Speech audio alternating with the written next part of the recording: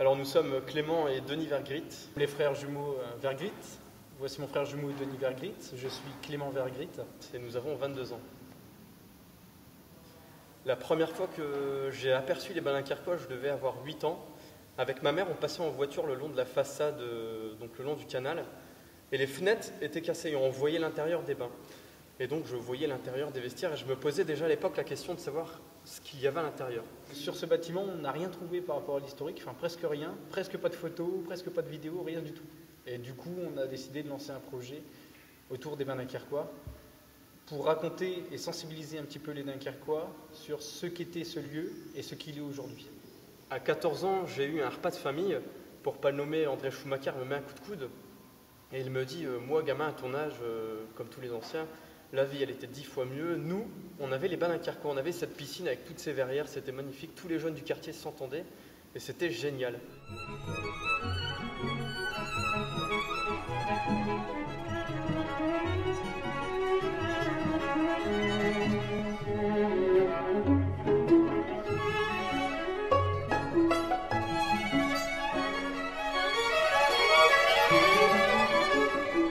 Les objectifs de l'association, au tout début, moi et Denis voulions remettre un toit à cette piscine, mais on a très vite compris que ça aurait été un projet titanesque et très compliqué. Du coup, on s'est orienté vers d'autres projets, donc des projets vidéo, des projets d'expo photo et de brochures. À la suite de la visite des bains dunkerquois, on s'est dit tiens, il faut partager un maximum d'images et d'informations sur le bâtiment avant que demain il y ait une transformation. Demain, il y aura des travaux dans les bains dunkerquois, le bâtiment ne sera plus pareil qu'aujourd'hui. Donc on a décidé de partager les images et notre savoir avec les Dunkerquois. Ce que j'imagine pour ce bâtiment dans le futur, alors je pense que ce sera un futur très compliqué. Moi personnellement, je pense que dans les bains dunkerquois, on devrait venir, alors je ne sais pas, peut-être venir faire du sport, manger, se restaurer, se divertir.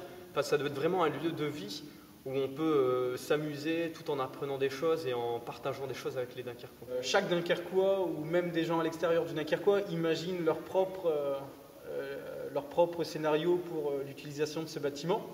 On a par exemple des gens qui proposaient d'y faire une salle de boxe, une salle de spectacle, une serre avec toutes les plantes du monde, ou même encore mieux, refaire une piscine comme à l'époque des années 1896.